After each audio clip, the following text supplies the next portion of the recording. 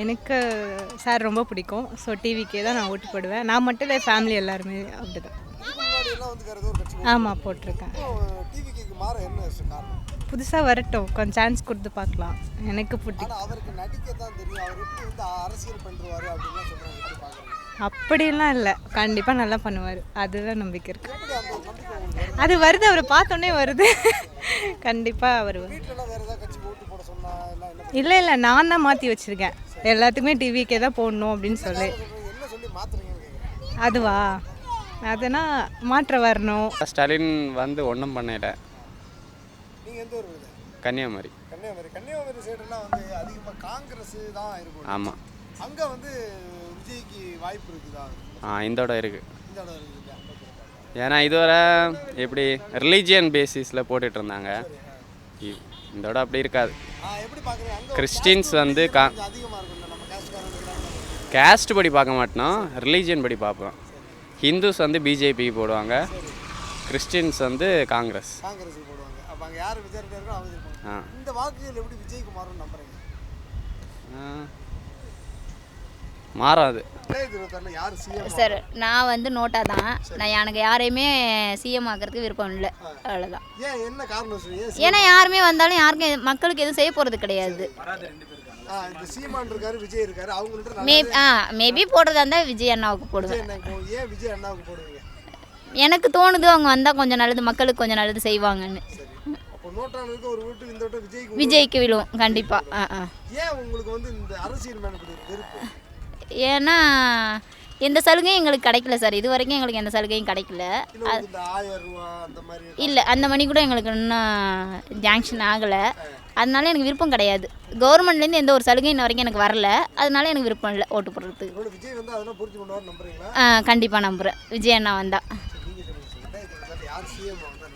விஜய் அண்ணா வந்தால் நல்லாயிருக்கும்.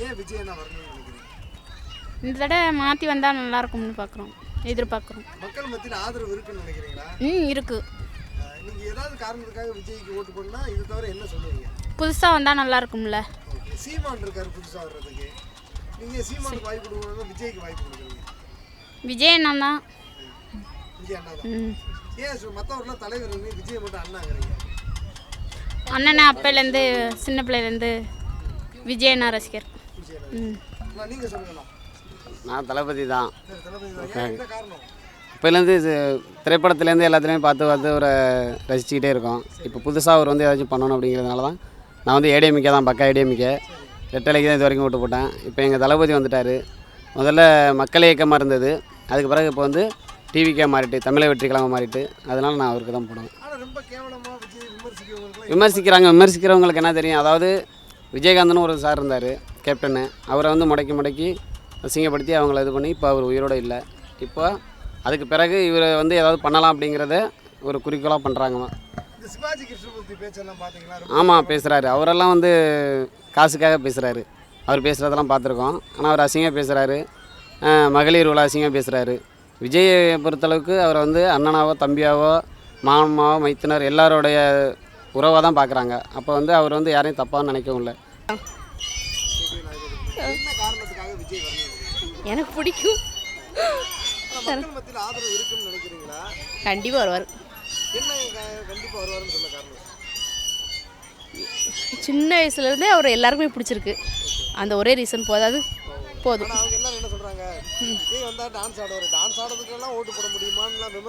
அதுவும் வேணும்ல, நல்லா இருக்கும்ல.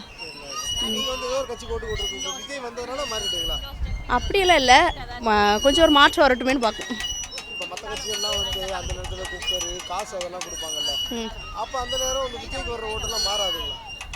மாறதான் செய்யும். ஆனால் இந்த தடவை எல்லாருமே விஜய்க்கு தான் போடுவாங்கன்னு நினைக்கிறேன். இந்த போட்டியில வந்து சீமான் இருக்காரு, எடப்பாடி இருக்காரு. எப்படி பாக்குறீங்க? சீமான் அவர் வெற்றி பெற வாய்ப்பு இருக்கா இல்ல எடப்பாடிக்கெல்லாம்? எடப்பாடி ஐயா தான் வருவார், வந்தாருன்னா. ஆனால் இப்போ விஜய்க்கு ஓட்டு போடுறதுனால விஜய் வருவாங்க.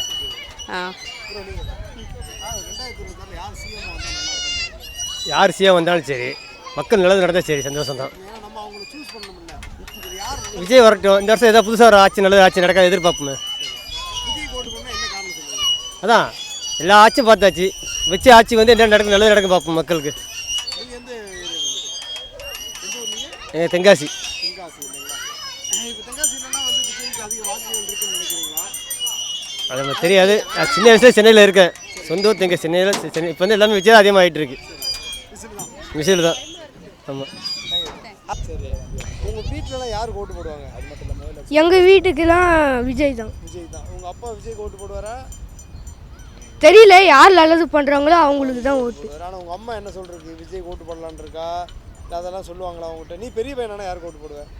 நான் பெரிய பையனா ஆனோன்னா விஜய் தான். விஜய்க்கு தான் ஓட்டு போடுவேன். உங்கள் அப்பா மட்டும் சொல்லி விஜய்க்கு ஓட்டு போட சொல்கிறியா? ஆ.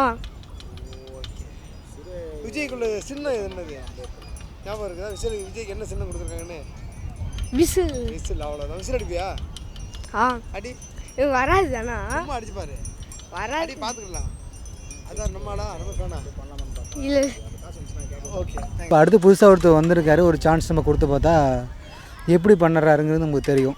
ஆனால் வந்து அதாவது யங் ஜென்ரேஷன் அரசியல் அனுபவமே இல்லைல்ல, எப்படி நல்ல அரசியல் அனுபவம்னு எல்லாருமே ஃபஸ்ட் டைம் தான் முத வந்து தான் கற்றுக்க போகிறாங்க. ஒரு டைம் வந்தால் தானே அவங்களுக்கு எக்ஸ்பீரியன்ஸ் கிடைக்கும். வரதுக்கு முன்னாடி எக்ஸ்பீரியன்ஸ் ஒன்றும் கிடைக்க போகிறதில்ல.